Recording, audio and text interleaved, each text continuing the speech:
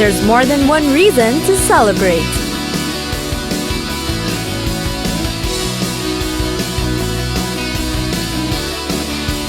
Let's go on a journey.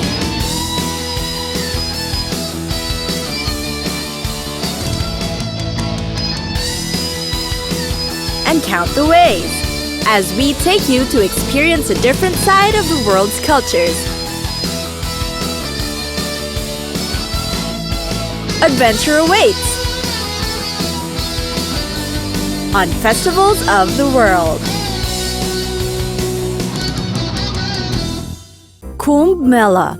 You're going to wait for a very long time for this one, and if you're going to be a certified festival veteran, you're going to have to attend this festival at least once. It happens for only every 12 years, so you're very lucky if you get to witness Kumbh Mela more than once. There are 4 places where the Kumbh Mela is held, and those places do not commemorate Kumbh Mela on the same year, so it is possible that you can attend a Kumbh Mela more than once without waiting for 12 years, but in different places. Kumbh means pot, pitcher or jar, and Mela means fair or festival. The legends associated with this festival will explain why it's named like this. There are 4 Kumbh Mela festivals in 4 different places in India where a river runs nearby. It's still uncertain when the festival began, but according to Hindu mythology,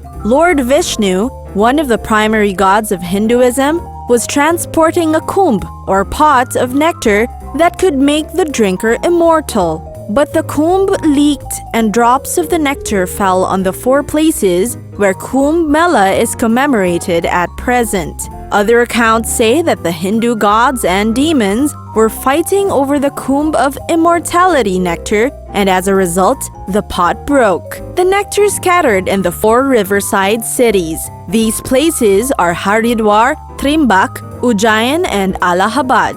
The war went on for 12 days and 12 nights, equivalent to 12 human years, thus the 12-year separation from each festival edition. It is believed that the people who bathe on the river and their ancestors will be free from the eternal cycle of rebirth, or what's more popularly called reincarnation.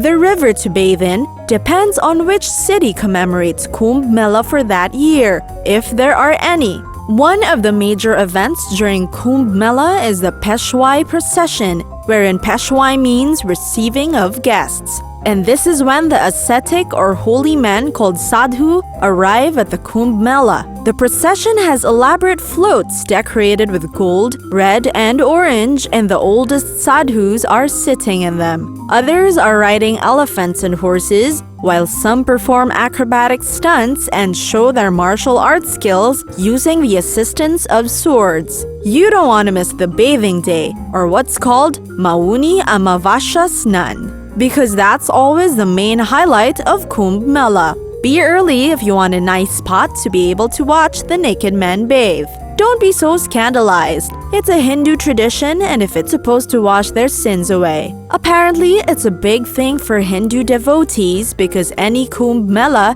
is visited by no less than 10 million people, so you getting all judgmental on the naked men isn't a good sight. You'd be able to distinguish the sadhus if they are wearing saffron clothes with vibhuti ashes on their skins. You can also see Naga sadhus, those who don't wear any clothes, in order to disassociate themselves from the material world, so don't be too surprised to see naked men because they're not just naked men. Then there is also darshan, a respectful exchange of views. This is contrasting to the river bathing rampage because everything about darshan is very peaceful and polite. The Hindu people could interact with the sadhus and they could ask for instruction or spiritual advice. Darshan focuses on the visual exchange, where there is interaction with a religious deity and the worshipper is able to visually drink divine power. In all 4 places, Kumbh Mela happens every 12 years. But then, there is what they call Ardh Kumbh Mela, or half Kumbh, that happens 6 years after the previous and 6 years before the next Kumbh Mela. but this one is only held at Allahabad and Haridwar. Then there is the Maha Kumbh that occurs after 12 full Kumbh Melas, that is every 144 years. Kumbh Mela in Allahabad happens after 3 years of Kumbh Mela at Haridwar, and Kumbh Mela at Trimbak Nashik happens 3 years after Kumbh Mela at Allahabad. Kumbh Mela at Trimbak Nashik and Ujjain either happen on the same year or are 1 year apart. See, you don't have to wait 12 years for the next Kumbh Mela because there are 4 places that commemorate it.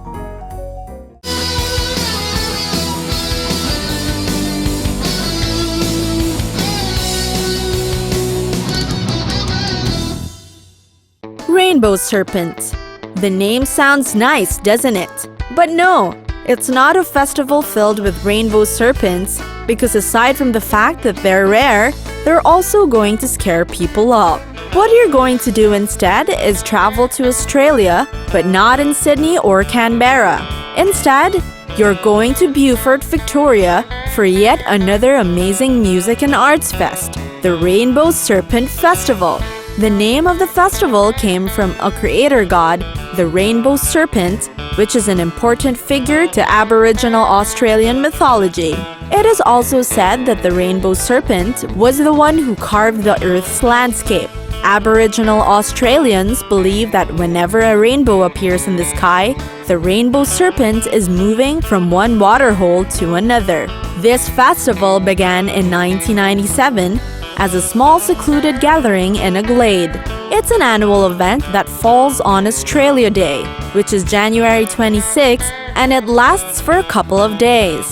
And although it may not be a traditional Aboriginal festival, the Rainbow Serpent Festival incorporates many spiritual aspects of Aboriginal Dreamtime customs through a mix of music, arts, performance, relaxation, healing, and spiritual education, because until today, the Rainbow Serpent remains to be a major cultural and spiritual power to the Australian Aboriginals. If you want non-stop music for a couple of days, this is the perfect place for you. You're going to hear different genres and moods of music like chill-out psychedelic trance and tech house 24 hours a day. There are 5 stages: the main stage, the market stage, the sunset stage, and the chill-out stage, and the playground stage. These stages are spread out through the venue, and of course, there are different things going on at each stage. The main stage, not necessarily the most popular one, is where the harder music plays like psytrance. The main stage usually starts with an ambient act, and the energy increases as the succeeding acts go on throughout the night.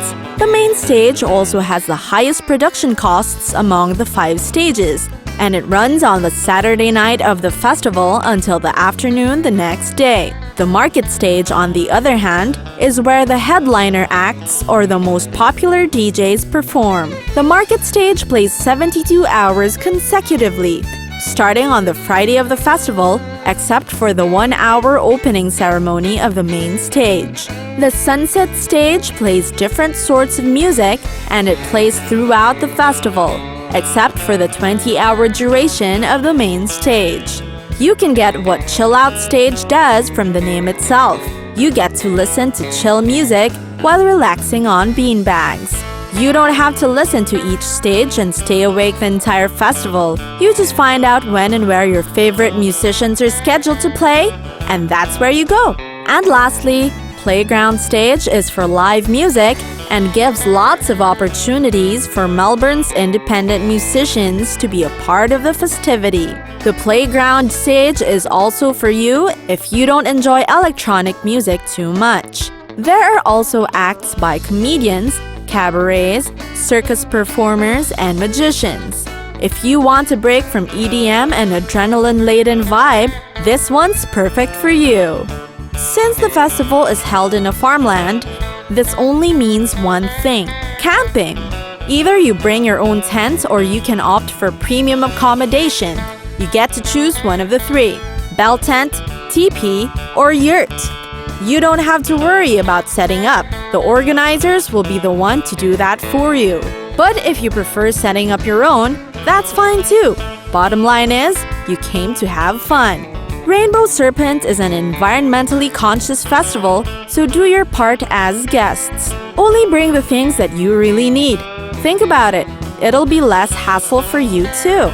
And if you collect all the recyclable materials you used until the end of the festival, like your empty water bottles, you'll get $5 back.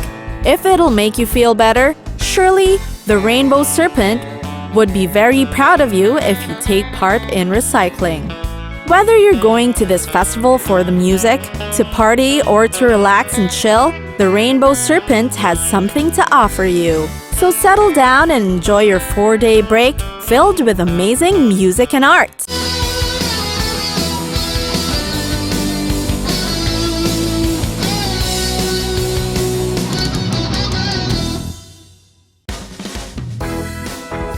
TIFF. By September, the Great White North is saying goodbye to summertime, but if you're in Toronto, worry not.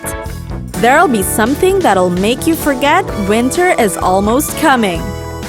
The Toronto International Film Festival is once again knocking on the doors of all film lovers there. Cannes too far from your reach? Worry not, because this prestigious film festival will be something you'll enjoy.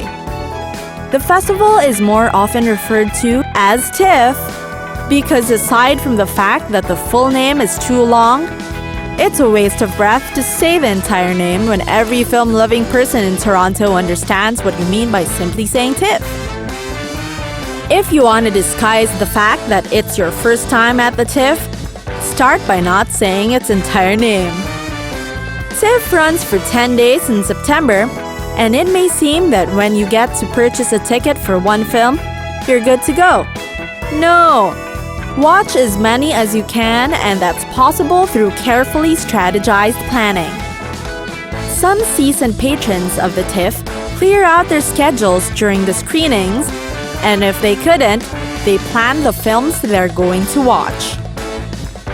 Different films are screened at different establishments at Toronto, so you should know not only the screening time of the film you're watching, you should also give time for transportation if needed. If the films that you want are screened on the same venue, lucky.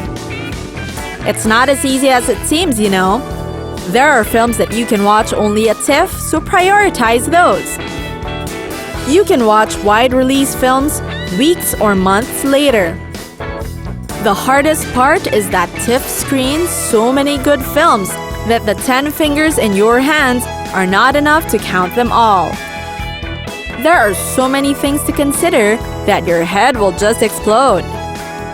One of the things that you'll love and maybe hate too is that the films really start on time. Think about train schedules in Japan. That's how punctual TIFF is. If you're late, someone at the rush line will thank you. So to be safe, arrive 15 minutes before your film begins. Veterans would suggest that you allot 1.5-hour intervals between the films you're watching on the same day so that you can pick the seat that you want. TIFF strictly enforces their etiquette, so behave properly, and you better be friendly with those people waiting in queue with you because they're the only friends you can hope of making, since there's no way you can bribe a TIFF personnel unless maybe if you're the queen. TIFF understands the fangirl or fanboy in you, so if you have an actor or actress that you've been dying to meet since you had your first movie, or directors and writers you idolize so much, that's why there are premium tickets. Premium tickets are more expensive, of course, but agreeable discounts for people 25 years old and below and 65 years old and above are still given. Premium screenings are those having Q&As with the cast, the director, and producers. That's why you see celebs getting out of their limo and walking at the red carpet. If you're a fortunate soul getting to experience this, don't waste it by asking stupid questions. Some think of their questions the moment they order tickets. Do you want to know how to predict which film will win Best Picture in the Oscars? TIFF is the best teacher regarding that matter. It has earned the reputation of being able to sort of foreshadow which film will get nominated or eventually win the Best Picture in the Oscars because the past few years, whichever film gets to win the TIFF's Grolsch People's Choice Award gets nominated or eventually wins Best Picture. You can vote, by the way, using your tickets or via online voting in the TIFF website. And if the award winner at TIFF gets nominated at the Oscars afterwards, that means TIFF patrons have great taste in films. And you can be one of them. So come on, let your film-loving soul have a feast.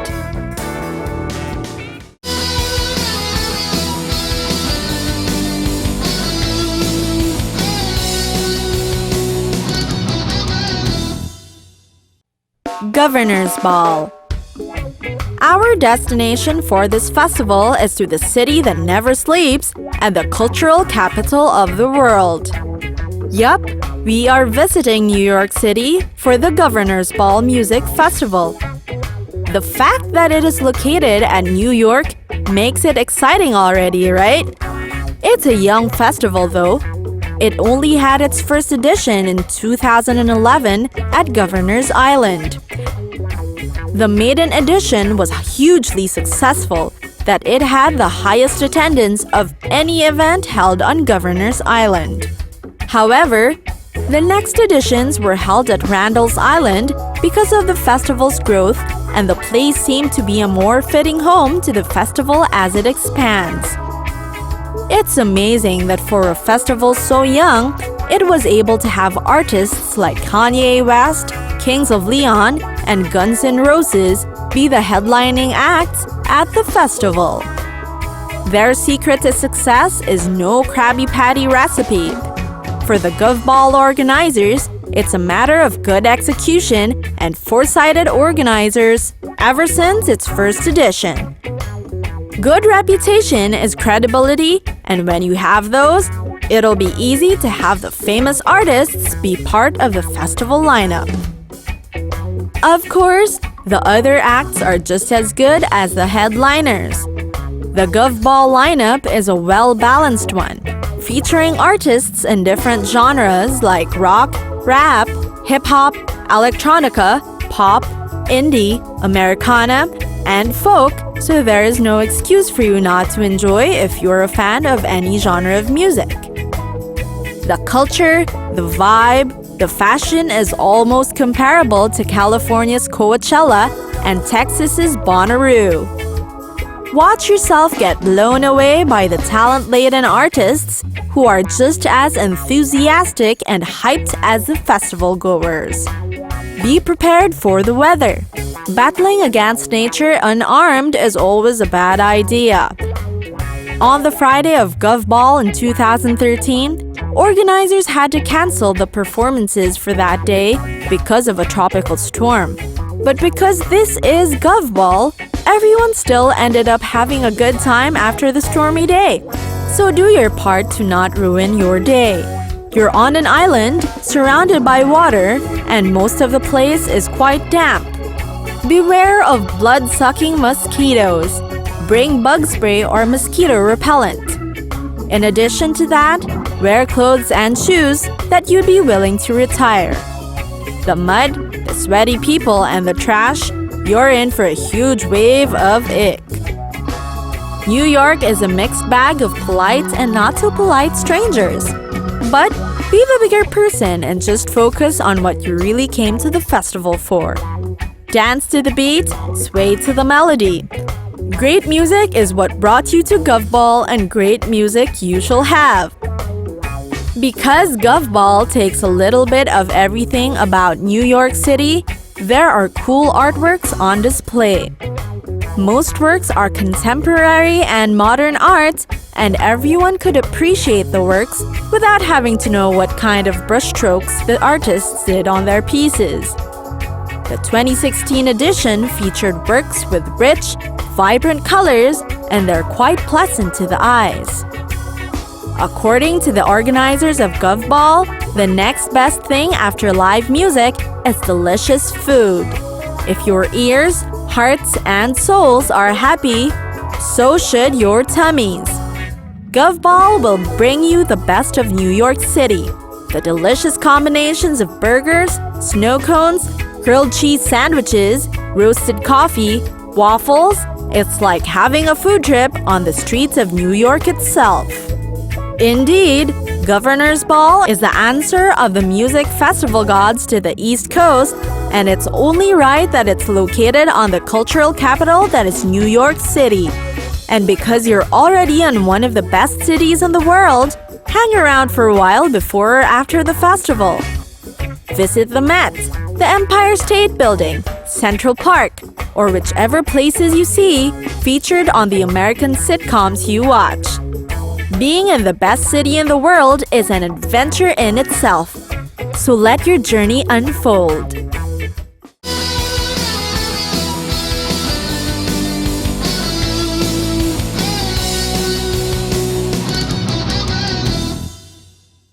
Come back!